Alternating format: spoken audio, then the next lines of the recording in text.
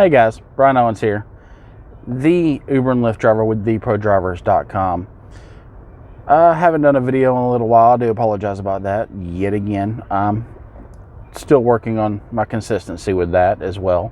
But anyway, I wanted to do a video today to let you guys know about how I usually start my Monday and about what time around do I start my Monday.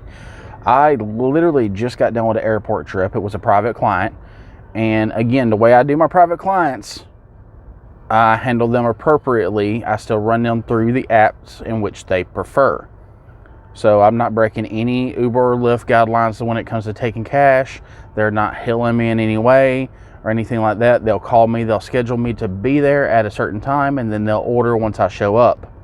That's the way I handle that, and I usually use the premium services for the ride. That way they're guaranteed to get me a little easier than using regular Lyft or regular Uber. So I've already started my morning out, $50. I actually stopped here at the airport just to do this video. I'm not going to sit here. It's 5:45 in the morning. I'm not going to sit here and wait on a ride. That is ridiculous. I got time to get into a better location and bring another airport trip down. So that's usually how I start my Monday mornings. I got up at 3 o'clock this morning because it was a 40-minute trip to pick up my private client, and I had to be ready. So I left the house around 4.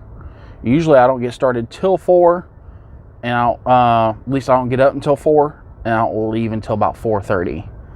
But like I said, my private clients, I'm going to be there. I'm going to make sure I'm there on time at the time they need me there. So with that being said, basically you just want to build a private client list. And yes, you still should run them through the app. And this particularly works better for anybody who has the XL platform and up. It works 1,000 times better because you could schedule them for different type variants of rides depending on what's going on in the area. Like for instance, if you're working a venue, getting XL or even getting Select or Lux will be difficult for that venue because there's so many of them around. Versus if you got a car that qualifies for a black car on Lyft, then getting a Lux Black or a Lux Black XL will be easier, depending on how many passengers they have and what meets the criteria for them. If they have 5 passengers, of course you want to go for the XL. And sometimes you can go for Select or Lux or regular XL. It all depends on the venue and where you're located. And also it might wind up being the same cost, if not cheaper, if they go for black car, because sometimes these venues, the surge pricing gets up so high. Yes, the surge pricing's still there. Do we get it like we should? No, we don't get the surge pricing anymore like we should, but it's still there. So it's still there, it's still high, and it winds up being about the same price for a black car as it would for an XL, if not cheaper, because of supply and demand issues. So that's one way I would definitely recommend profiting off of just different events, different venues and stuff, is because you know these people are going to go there. Whenever you pick up somebody from the airport, you notice they're going to a hotel, and it's a 30-minute, hour away trip. You're like, hey, when are you guys going back?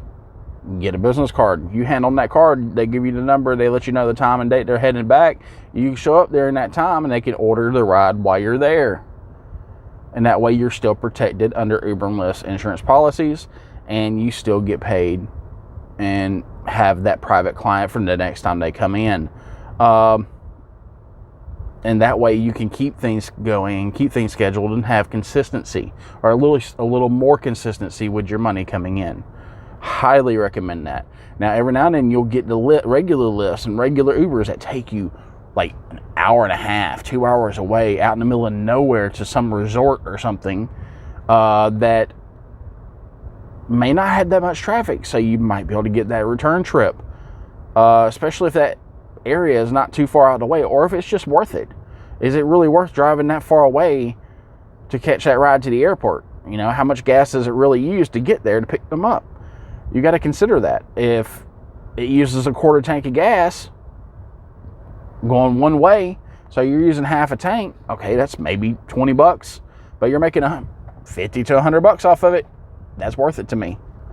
At least it is to me. It might not be to everybody. It's only doubling my money, but I don't mind doing it. It builds my clientele. It gets me more trips. I get guaranteed income coming in. But yeah, but I definitely, whenever I do drop off at the airport this time in the morning, I don't sit here. I don't wait in that queue. If I do not get my return trip out of here, I'll leave. The only reason I stopped this morning was to do this video for you guys. If it wasn't for that, I'd already been gone. I'm actually about to leave as soon as I get out of this video. This is a waste of time sitting here. I do not understand why people do it. It doesn't make money to me. Now, mind you, I have sat here before. I sit here whenever I'm tired. I'll come here and I'll sleep because I know I got a minimum of a 3-hour wait. And that's because I only do XL and up.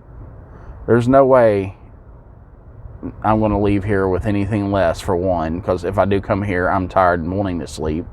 So I don't mind waiting that long. I will go to sleep. I'll be knocked out for the day. It don't matter. I will, yeah, that's the only time I really come here. And occasionally maybe to do a video or something like this, or to say hi to somebody I know that's here.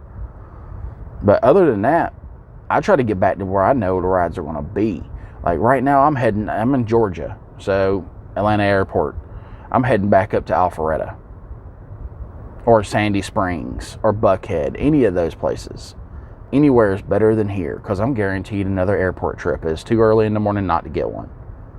So, but yeah, plan your days out. Try to go for the private clients. You want to get some business cards with your number on it so that way you can schedule them. Run them through the app. It is not worth the risk. If somebody was to hit you, you could be the best driver in the world, but somebody tailgate hits you and just smashes your rear end, well, you could go to jail. Just got in an accident and you can go to jail because you don't have the right to be taking passengers outside of these apps. You are not certified to do so. And don't let there be kids in the car. They could probably get you for child endangerment on top of that. And then you'll be looking at a lawsuit from the individual. Uber and Lyft will not protect you. They might even come after you and help them. So keep that in mind. They are for their passengers before their drivers. I can't speak for both of them on that, but that's just the way it looks. That's their persona across the nation, I guess you could say. So yeah, stay protected. Definitely run it through the app. Always run it through the app. Is it worth that 25% cut? Absolutely. I'll pay 25% for $1 million insurance policy. And some people say they're taking more now, and I've actually seen it. I've seen them take up to 30%. I haven't seen them take over 33% yet, except for from the surge rating that we're supposed to get, but we don't. Well, coming from venues, I've seen them take more from that. But personally, to me, that's just cost of business. I'm paying Uber and Lyft to use their platforms, not the other way around. I'm paying Uber and Lyft to utilize their platforms to gain clientele and build my personal list of private clients. That's what I'm doing. That's the way I look at it. So I don't mind paying them. Unless they get up to where they're taking over 33%, which is what the government takes anyway, I don't care. I don't. And it's still a tax write-off at the end of the year. If you have your stuff set up right, you should have an LLC. This is a business. It hands down is a business. But yeah, I'm about to get back out here. I'm wasting time right now. So, well, not really wasting time. I'm talking to you guys, so it's always worth it talking to you. But I got to get back out here to get some rides. So, Uber and Lyft Driver out. Stay safe and be careful out there. Definitely. Y'all have a good day.